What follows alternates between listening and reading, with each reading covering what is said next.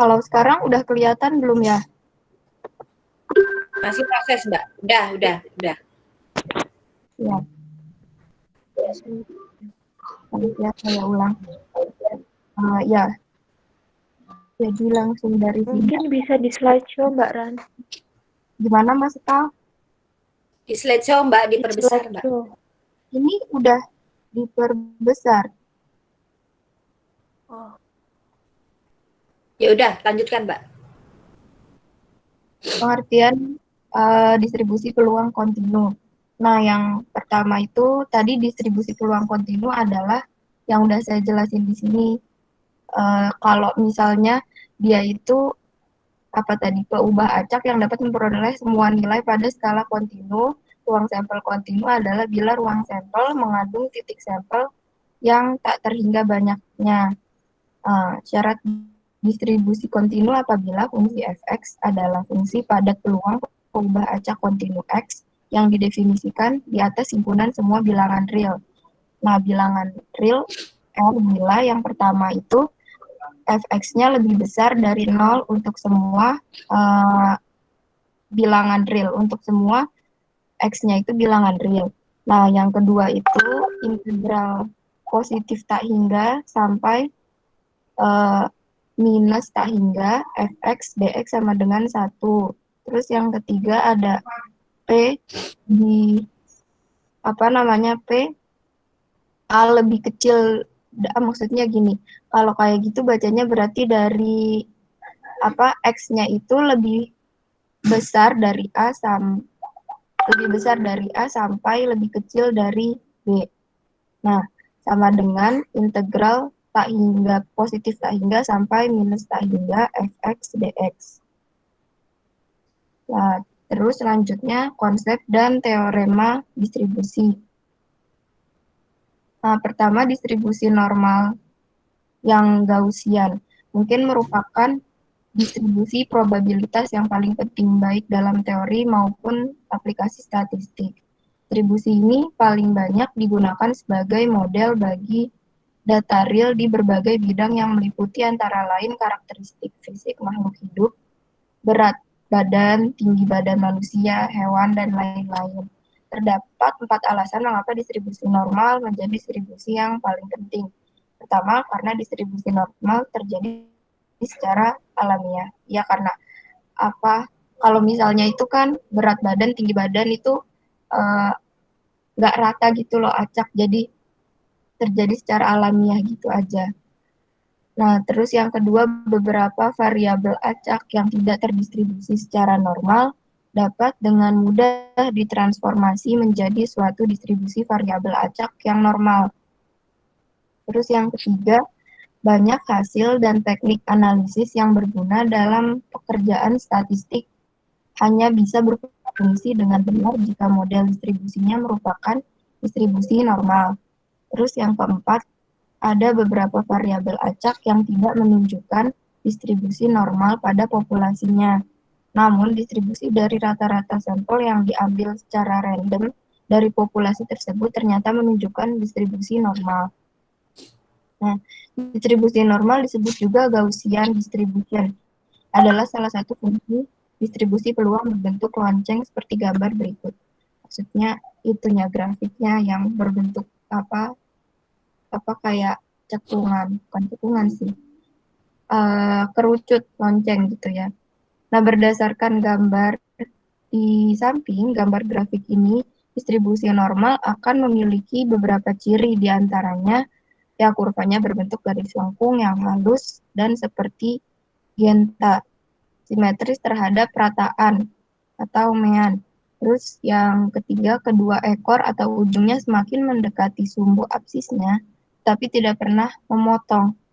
Jadi dia nanti ujungnya tuh akan semakin melandai hampir sama dengan X-nya gitu ya, sumbu X, tapi nggak pernah memotong. Terus jarak titik belok kurva tersebut dengan sumbu simetrisnya sama dengan saya kurang tahu itu cara bacanya apa, yang kayak simbolnya angka 0 tapi ada ekornya di atas sedikit. Mempunyai titik maksimum yang koordinat mu, yaitu mu-nya 1, simbol itu tadi, akar 2pi. Nah, luas daerah di bawah lengkungan kurva tersebut dari minus tak hingga sampai positif tak hingga sama dengan 1 atau 100%.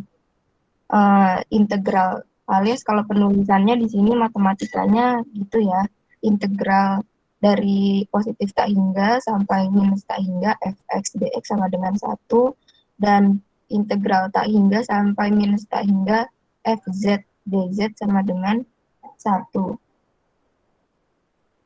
Terus selanjutnya, sebuah variabel acak kontinu X dikatakan memiliki distribusi normal dengan parameter mu X, dan saya kurang tahu itu bacanya apa, X di mana minus tak hingga, ini berarti cara bacanya di mana mu X-nya itu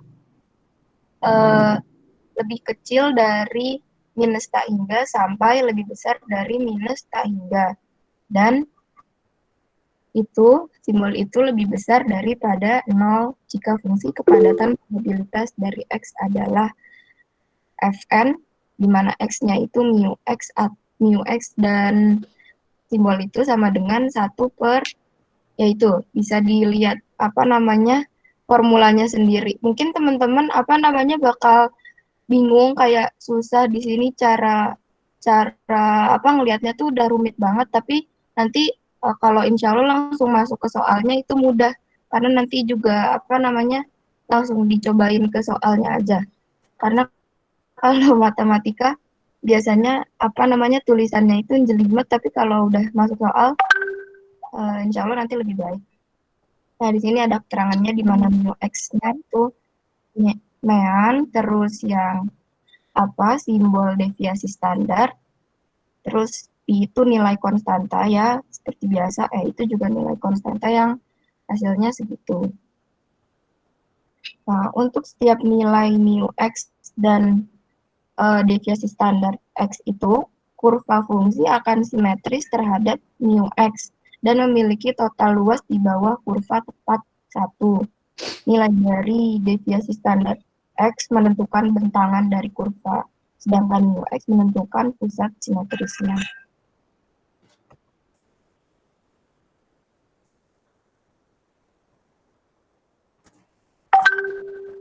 Ini sejauh ini saya nge-share PPT kelihatan kan ya? Maksudnya halamannya berubah gitu? Kayaknya enggak deh, Mbak. Nggak kelihatan, Ran. Nggak gerak PPT-nya. Masih di halaman 3. Kalau gini kelihatan nggak? Enggak. Itu sama kayak saya kemarin harus ganti laptop, Mbak. Apa aku gantian aja, Ran?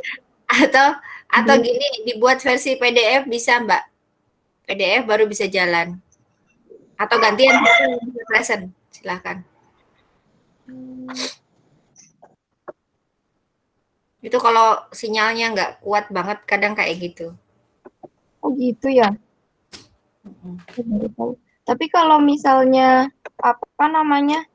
cara share saya udah bener kan ya, maksudnya bukan teknis share saya, maaf nih, jadi belajar. Enggak, saya kemarin juga sama gitu, Mbak. Ini saya bisa berhasil gara-garanya ganti laptop baru. Sama sinyalnya tethering, nggak pakai wifi. Punya saya keluar belum? Ya udah keluar, Mbak. Udah, Mbak Sin. Sampai di sini ya tadi? Iya. Sampai situ.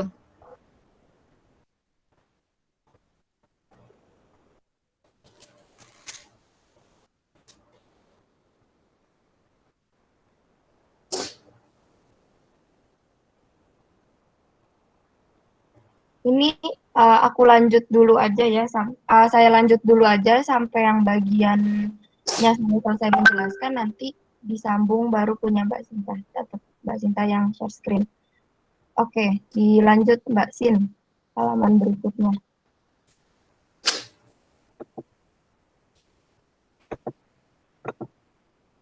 Nah, distribusi normal kumulatif didefinisikan sebagai probabilitas variabel acak normal X bernilai kurang dari atau sama dengan suatu nilai X tertentu. Maka fungsi distribusi kumulatif dari distribusi normal ini dinyatakan sebagai ya seperti ini. Itu nanti gampang aja kalau udah masuk ke soal. Yang penting ini asal usulnya kenapa bisa pengertiannya, formula itu kenapa bisa begitu gitu ya.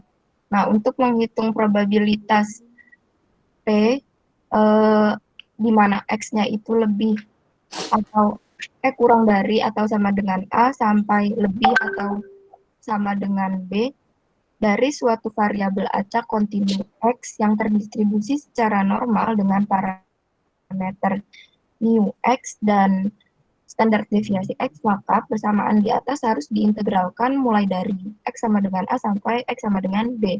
Namun tidak ada satupun dari teknik-teknik perintegralan biasa yang bisa digunakan untuk menentukan integral tersebut. Untuk itu, para ahli statistik atau matematik telah membuat sebuah penyederhanaan yang dikenal sebagai distribusi normal standar atau standard normal distribution.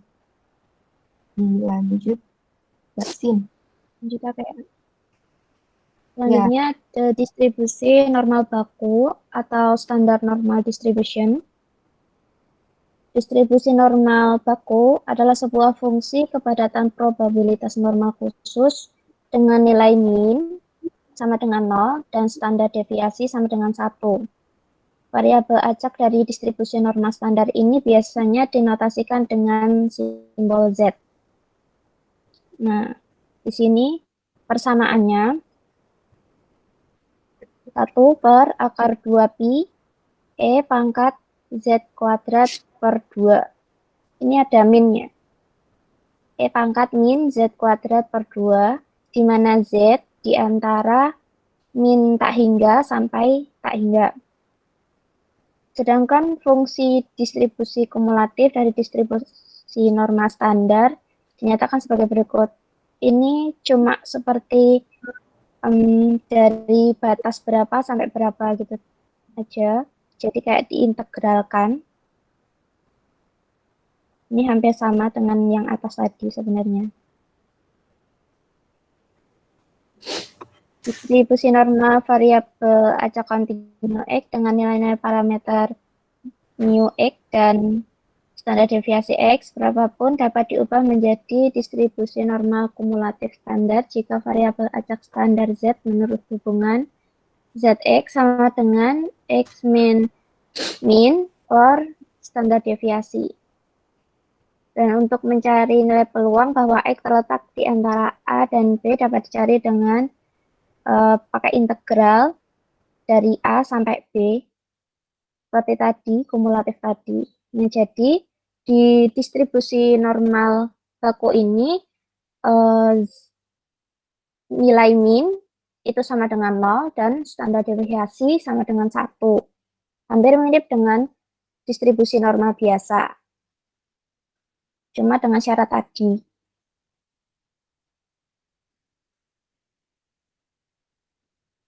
Nah, karena untuk tadi teknik pengintegralannya susah, jadi para ahli bikin sebuah tabel untuk memudahkan kita menghitung standar deviasi baku ini melalui tabel-tabel seperti ini. Jadi nanti bisa mendapatkan nilai standar deviasi melalui tabel ini, misalkan 0,1,2, jadi nanti nilainya sebesar ini, jadi luasnya seperti ini.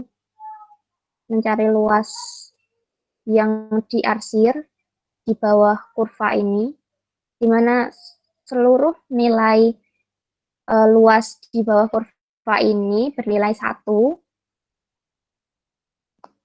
Jadi nanti bisa dilihat dari sini, misal 1,2 itu bisa dilihat luasnya 0,4778. Lanjut.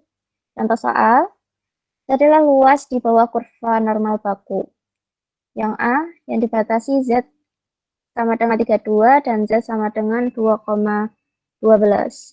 Nah, ini berarti titik P, di mana Z di antara 1,32 sampai 2,12 dapat diubah menjadi seperti ini.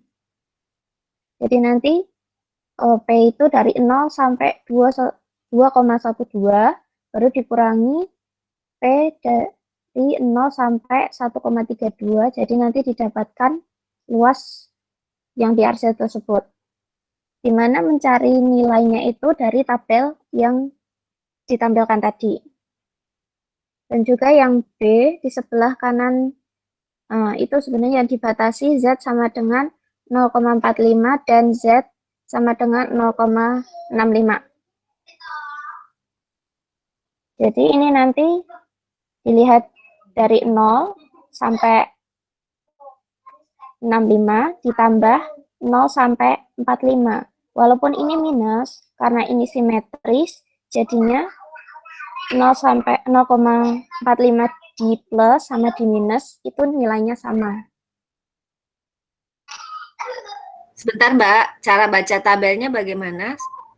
Oh belum ya? Cara baca sudah tadi itu. Oh sudah. Yang ini kan, ini misal, ini ada yang Z A, ini 1,32. ya Z, Nah, sampai 2,12. Jadi ini bacanya satu-satu. Dibuat kayak dijabarkan dulu dari yang ini kan tadi yang sini, yang luas dikurangi yang lebih kecil. Jadi dari 0 sampai 2,12 dilihat 0 sampai 2,12 di sini bernilai 0,4830. Ya, pelan-pelan Mbak, teman-temannya nanti belum paham. apa itu? 212 Z ke bawah sampai Ya, 2,1 terus sampai 2,1 ke kanan. Nah, ada ini angka 2. berarti ada nilainya ya, ini luasnya. 0,4830 gitu ya. Ya, Oke. soalnya ini tadi. Terus Mohon yang perhatian sebentar. Semuanya harus sudah bisa baca tabel ya. Nanti diulangi lagi. Kalau belum paham terus diulangi karena tabel Z ini adalah tabel yang paling akan sering dibaca. Jadi saya ulangi lagi, bagi yang belum bisa membaca tabel, silahkan baca tabel dengan sejelas-jelasnya sampai betul-betul bisa. Kalau ini terlalu kecil, silahkan Anda download di internet, itu banyak. Distribusi normal dari 0 sampai 0,5. Kalau ini kan nolnya dari tengah ya, berarti 0 sampai 0,5. Ini peluangnya cuma mentok sampai 0,5 ya, balik paling bawah ujung kanan bawah itu. ya, Silakan lanjut Mbak Sinta. cara bacanya udah paham kan? Itu yang paling sering salah Mbak. Oh, Kayaknya sepele ya, tapi paling sering salah itu di situ baca tabel. ya, mungkin bisa ulang sekali lagi. Misal contoh yang ke A. Ini ada Z dari 1,32 sampai 2,12. Jadi titik awalnya kita lihat itu dari yang ini, garis Y yang bernilai 0. Seperti titik permulaan gitu loh. Dari 0 sampai 2,12. Jadi ini kan luasnya segini. Ya, kita lihat dari tabelnya. 0 terus 0,212 berarti di sini 2,1 adanya di sini. Kita lihat luasnya berapa, ditarik ke garis ke kanan ada 0,4821, tapi ini tadi kan nilainya cuma 2,12 seperti kayak mungkin bisa dibulatkan. tapi pembulatannya di akhir. Terus habis dapat luas secara keseluruhan sampai 2,12, karena yang dicari cuma dari 1,3 sampai 2,12, makanya dikurangi luas dari 0 sampai 1,32. Kita lihat lagi di tabel. 0,132 di sini, 1,3. Ada nilai 0,4032. Ya, terus dikurangi. Jadi udah ketemu luas yang diarsir tadi 0,764. Seperti hanya yang B juga seperti itu. Tapi ini penjumlahan, jadi seperti ini. Titik permulaannya sama di 0.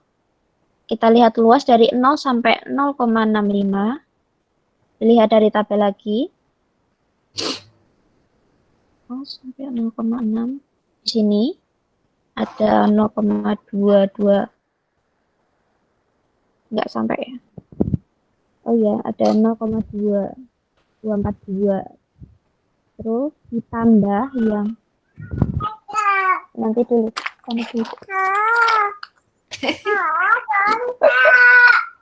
Adanya ikutan, apa-apa. Mau belajar statistik. Terus ditambah yang dari 0 sampai 45.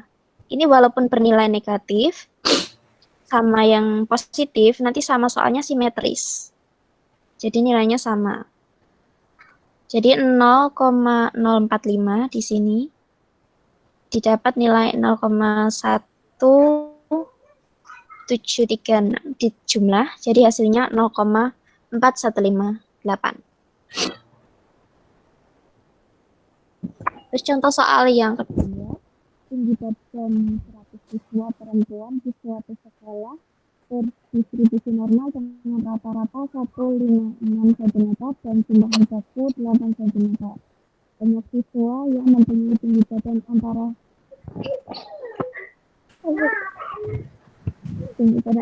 150 cm dan 162 cm adalah, nah ini diketahui N itu banyaknya siswa 100, terus ada rata-rata simbolnya mu sama dengan 156. Keseimbangan baku bisa disimbolkan dengan S, bisa juga kayak tadi yang simbol apa tadi namanya kurang tahu juga sih. Terus banyak siswa yang mempunyai tinggi badan antara 150 sampai 192. Jadi ini dibuat X1 dan X2. Masuk ke persamaan distribusi normal baku, yaitu Z sama dengan X dikurangi rata-rata dibagi simpangan baku. Maaf Mbak sebelumnya. Ya. Itu simpangan baku. Standar deviasi ya. Standar deviasinya itu sigma. Sigmanya yang 8 itu ya. Iya. Itu simbolnya nggak kayak gitu Mbak, sigma. Kayak temen yang tadi kayaknya sigmanya betul tulisannya itu sigma ya, nanti coba dicari sigma. Delta apa sigma ya? Bacanya suka kleru-kleru ya. Sigma kalau nggak salah. Yuk lanjut aja dulu Mbak, saya tak cari Mbak. Jadi nilainya dicari satu-satu. Untuk X yang satu dulu dicari Z1-nya. Ketemu 0,75. Kalau dilihat di tabel normal adanya 0,77 dan Z kedua untuk X 150 cm didapat nilai minus 0,75. Dilihat di tabel 0,22. Jadi untuk 150 dikurang 196 dikurangi yang ke 162 itu dapat nilai 0,77 dikurang ditambah minus 0,22 sama dengan 0,54.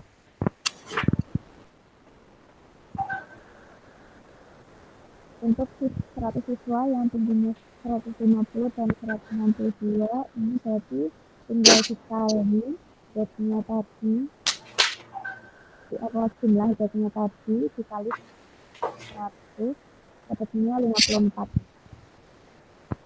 Jadi banyaknya siswa yang punya tinggi badan antara 150 sampai 152 cm sebanyak 54 orang.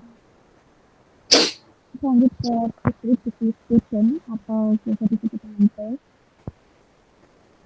Ini digunakan oleh seorang mahasiswa yang tidak mau disebut namanya. Maka untuk menghargai penilaiannya tersebut, distribusi ini disebut dengan distribusi student atau P yang diambil dari kata student yang paling belakang itu kan P, yaitu di mana distribusi ini adalah distribusi probabilitas kontinu dari skor Z ketika estimasi standar deviasi digunakan dalam penyebut daripada distribusi standar sebenarnya. Suaranya kurang jelas kan ya Mbak Sinta? Tadi jelas. Suaranya jauh, kalau di saya kedengarannya kecil. Jauh. Tadi ketutupan kok. Ketutupan. Iya. Tadi jelas Ada. kan? Sekarang gimana? Udah. Lebih baik. Makasih. Terus lanjut ke distribusi T itu seperti distribusi normal, bentuknya juga lonceng, simetris, tetapi memiliki ekor yang lebih berat, yang artinya cenderung menghasilkan nilai yang jauh dari rata-rata.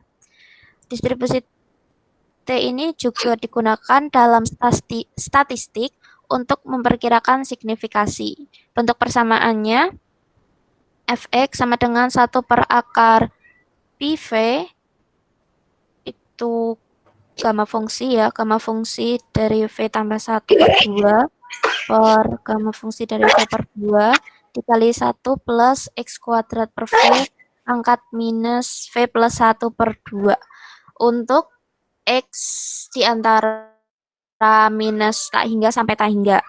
Dengan V itu derajat kebebasan, di mana N kurangi 1, nilainya itu dari 1, 2, 3, 4, ya, dan seterusnya.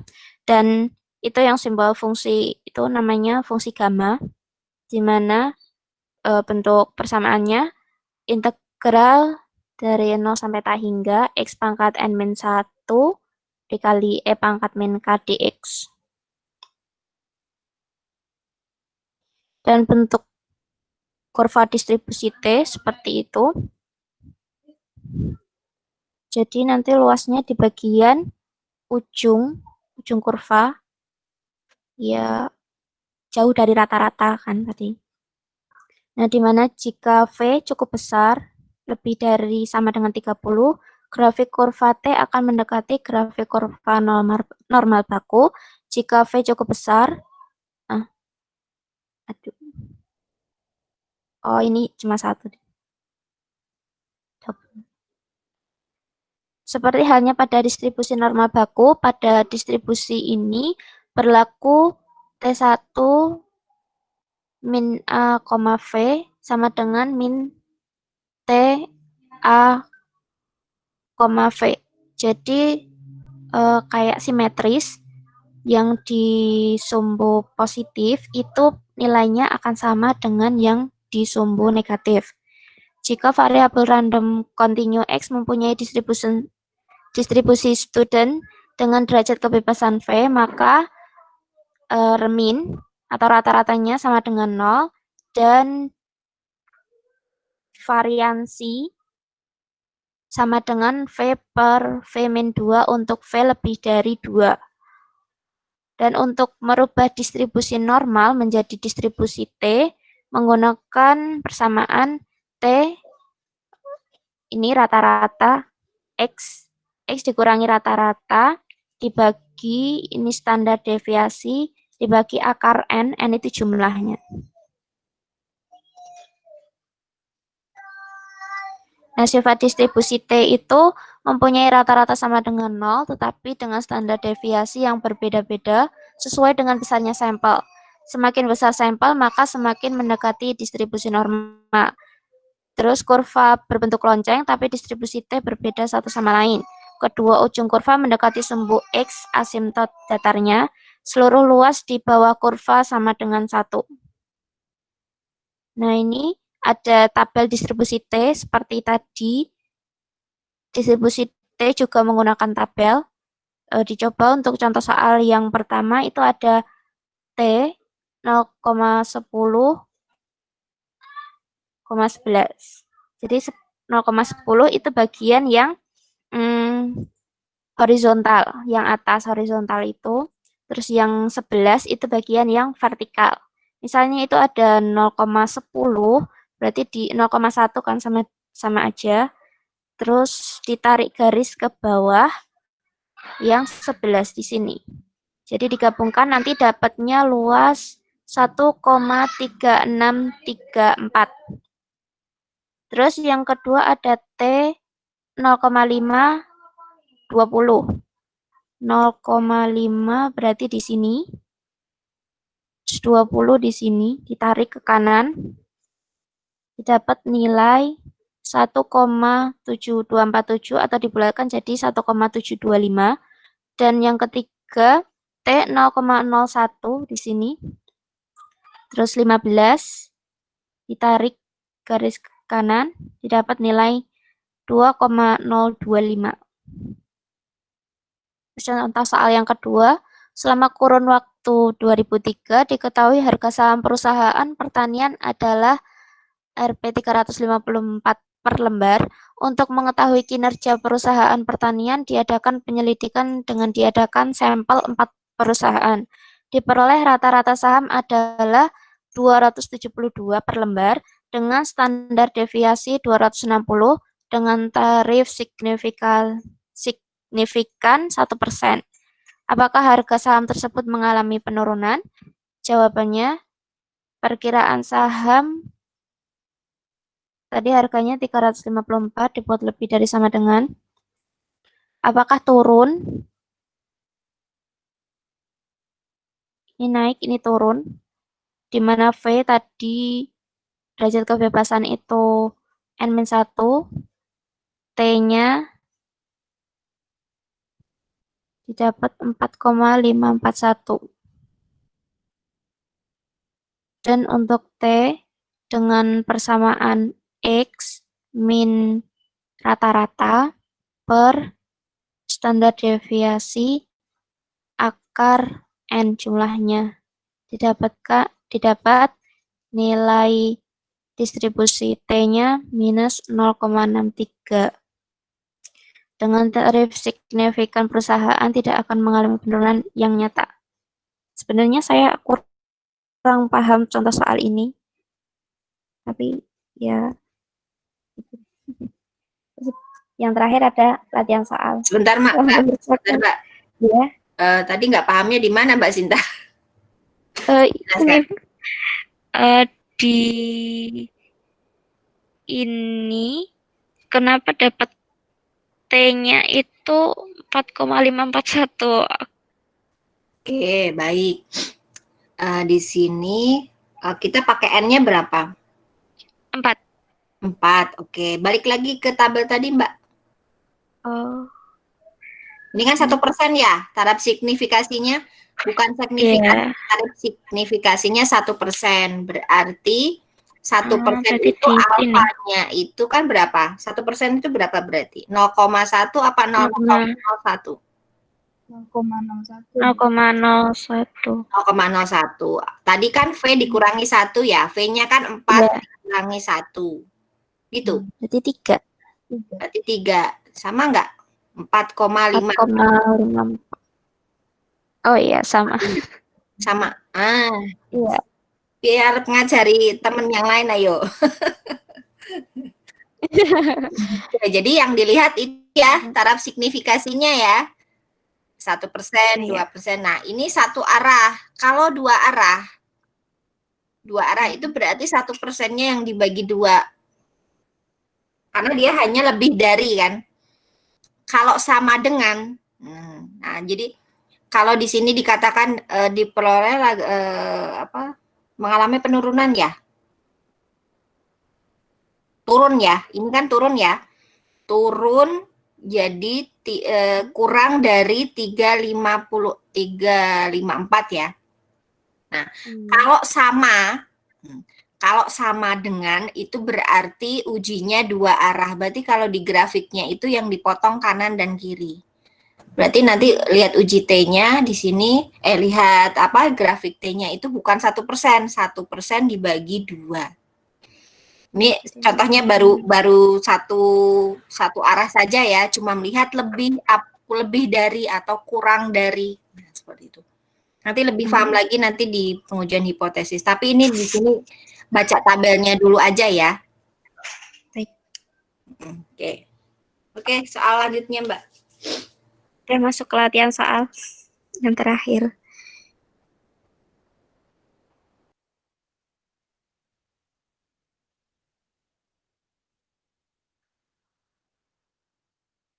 Ini latihan soal, bukan contoh soal.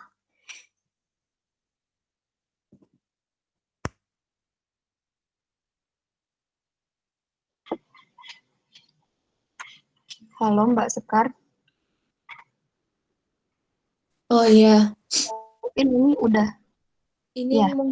sekian presentasi dari kelompok 2. Mungkin dari teman-teman ada yang mau ditanyakan lagi atau yang kurang jelas.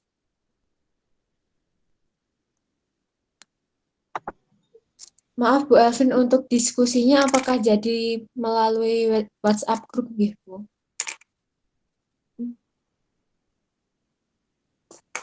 Senyamannya mau lewat sini juga boleh, yang gampang di mana? Kalau di WA kan nerangkannya bisa diorek-orek, terus di foto gitu loh. Kalau di sini agak susah mau orek-oreknya, ya kan? Atau ada fasilitas untuk coret-coret tulis-tulis seperti papan tulis gitu? Ya ada kan? Jadi bisa terserah, nanti bisa lanjut di sini atau ini masih jalan tapi ada pertanyaan dulu saja. Dari tadi belum ada yang nanya. Oh ya, mungkin ada pertanyaan dari teman-teman. Bisa langsung on mic atau tulis di kolom chat.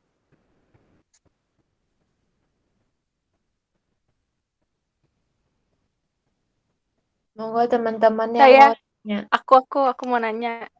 Iya Mbak Mau Sal. nanya yang tadi, yang di PPT yang slide 13. Yang contoh soal tinggi badan. Kan ini apa namanya?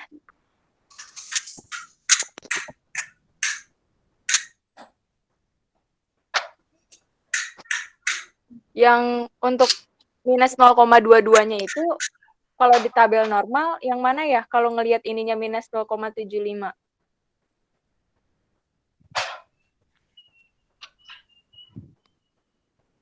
Baik, pertanyaan dari Mbak Salma. Mungkin bisa langsung dijawab sama Mbak Sinta.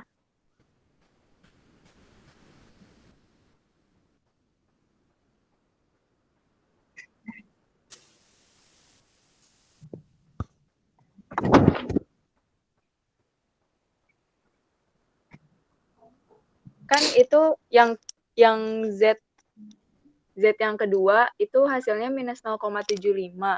Kalau lihat ke tabel normal, kalau minus 0,75 tuh tetap sama. Tapi yang atas 0,75 hasilnya 0,77.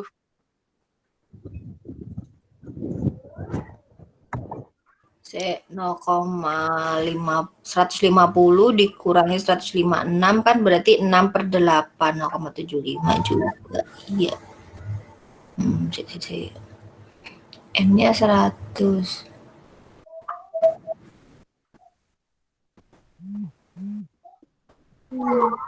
150 dan 162. Oke. Oke, coba lihat tabel, Mbak.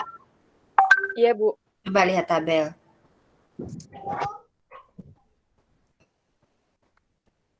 Pertanyaannya kan yang satu 0,75 ke kanan, yang satu 0,75 ke kiri gitu ya? Iya. Oke. Saya tak coret-coret sih ya.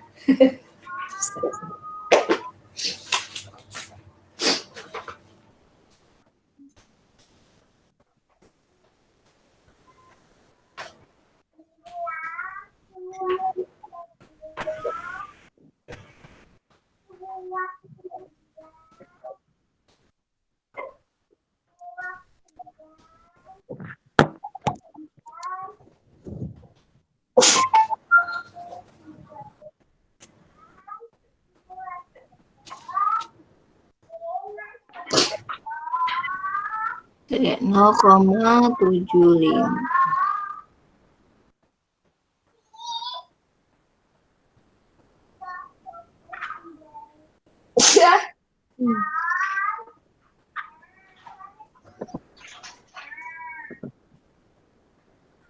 Nol koma 2734.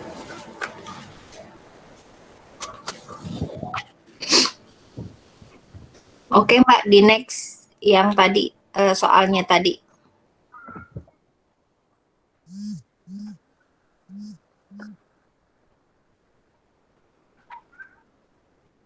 Seratus 50 sama 162. Minnya 156.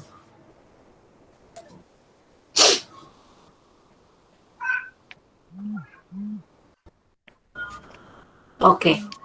Nah, kenapa bedanya tabel untuk 0,75 yang positif sama yang negatif. Begini Mbak, dari dari titik tengah puncak grafik itu ke kanan, itu kan besarnya peluangnya itu kan 0,50% atau 0,5 ya. Nah, mulai dari tengah ke kanan itu juga 0,5 ya kan. Nah, di titik 0,75 positif itu berarti peluangnya adalah 0,5 ditambah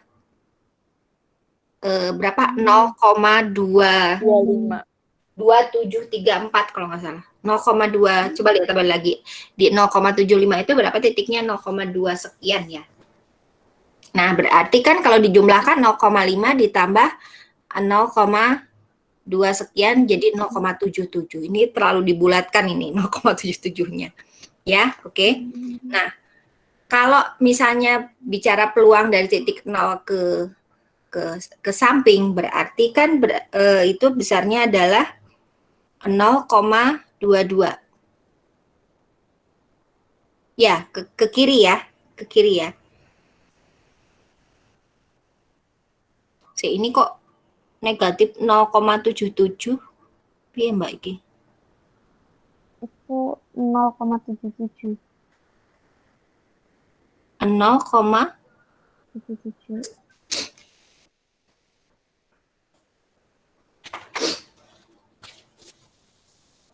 Susah ya, nggak ada papan tulis. Rangkaian angel lagi.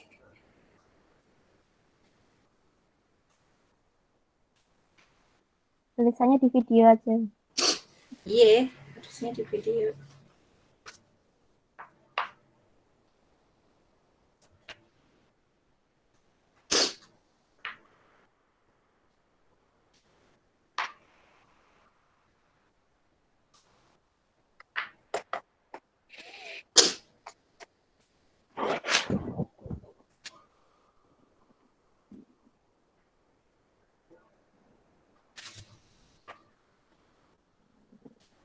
Coba balik lagi ke tabel Mbak.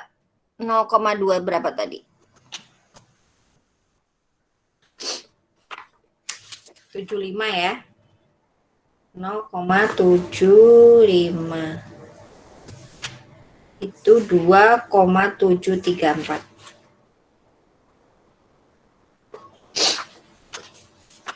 Sebenarnya itu kali 2 aja udah selesai sih.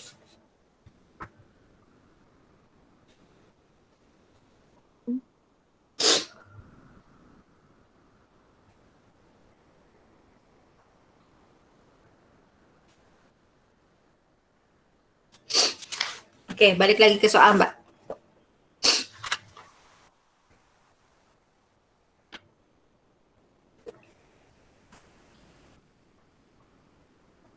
Oke, jadi untuk mendapatkan nilai Z tabel untuk 0,75 itu peluangnya adalah sebesar dari titik 0 tengah.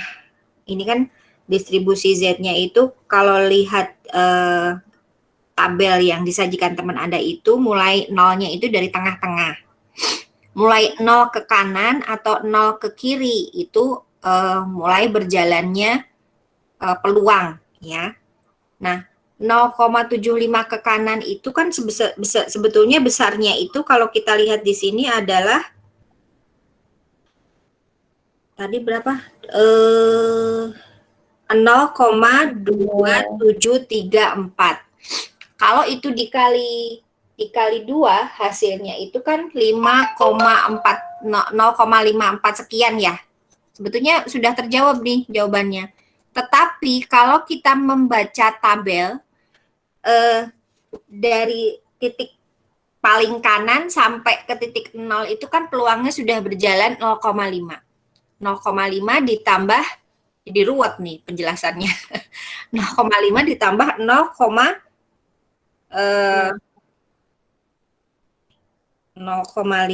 ditambah 0,2734 tadi kan. Nah, hasilnya adalah 0,734. Nah, sedangkan dari titik 0 ke kiri itu kan nilainya negatif ya. Itu sebesar 0,2734. Nah, sebetulnya kalau misalnya kita bisa melihat secara bodon ya, betul kata Mbaknya tadi, ke kanan itu adalah 0,2734, ke kiri itu 0,274. Tinggal kali 2 aja udah selesai gitu kan sebetulnya. Luasan daerah yang diarsir itu kan berarti sebesar 0,2734 ke kanan dan 0,2734 ke kiri. Tapi kalau kita bodonnya membaca tabel, bentuknya berangkat dari titik nolnya, misalnya dari tabel itu enggak cuma satu jenis untuk distribusi Z normal ini, Mbak. Jadi ini yang disajikan sama kelompoknya Mbak Sinta itu tabel yang dia hanya 0,5 peluangnya. Jadi dia hanya memikirkan berangkat dari 0 ke kanan. Ya kan? Kalau lihat grafiknya itu di buku Budiono itu bagian belakang itu kita bicara setengah peluang. Tapi ada tabel yang mulainya dari 0 sampai 1. Jadi dia berangkat distribusi Z-nya itu dari titik paling kiri gitu loh. Nanti macam-macam Mbak tabelnya. Nah, ini kita baca yang peluangnya itu hanya separuh saja. Yaitu dari titik tengah ke kanan. Seperti itu. Anda bisa, Mbak Sinta dan teman-teman ini yang presentasi sudah punya buku Prof. Budiono belum? Sudah. Sudah ya. Nanti coba difotokan, di-share ke teman-teman ya. Bagian penjelasannya itu kan soalnya banyak banget itu Mbak. Contoh-contohnya biar pada paham. Sudah semua punya bukunya Prof. Budiono belum? Saya sudah. Saya sudah. Bagi yang belum nggak apa-apa, nggak ada salahnya Mbak. Mulai halaman berapa ya itu? 111 sampai 113 itu ada contoh-contohnya. Biar lebih paham, oke? Yang tanya tadi siapa ya? Mbak. Saya, Bu. Mbak Siti, gimana? Tambah paham apa tambah mumet? Ya berarti ini ya tergantung, maksudnya lihat tabelnya yang mungkin lebih luas jangkauannya gitu kali ya, biar nggak bingung. Ya. Tapi kalau kamu punyanya tabel yang versi yang ini, yang 0,5 ini, nggak apa-apa gitu loh. Asalkan kita bisa bacanya gitu loh. Jadi ingat, sebetulnya titik di sebelah kanan itu tadi kan 0,2 sekian. Berarti kalau misalnya kita baca itu sebetulnya peluang di bawah arsirnya itu ke kanan itu adalah 0,5 ditambah 0,2 sekian. Tapi peluang di sebelah kanan dari titik 0,75 itu berapa? 0,5 dikurangi 0,2 sekian. Nah, tergantung daerah mana yang mau kita arsir gitu loh. Yang hendak kita cari peluangnya. Nah, silahkan di ini aja dibaca dulu, dicoba-coba dulu nanti di halaman 111 sampai 113 untuk latihannya. Mbak Rania dan teman-teman, tolong itu latihan di halaman 119.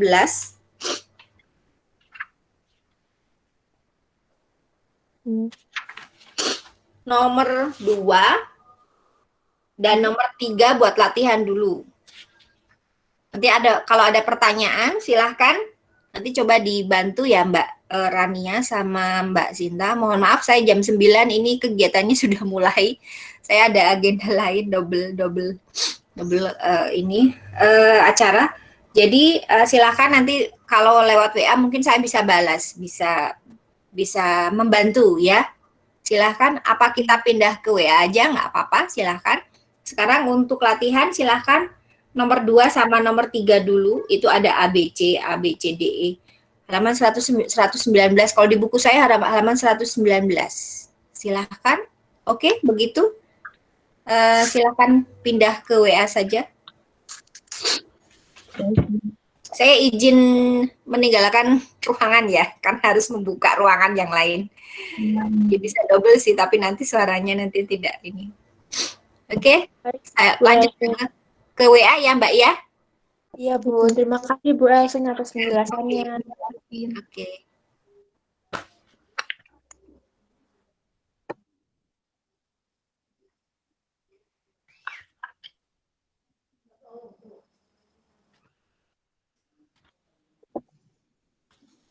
Teman-teman ini mau lanjut dibahas di WA apa lewat Google Meet sekalian?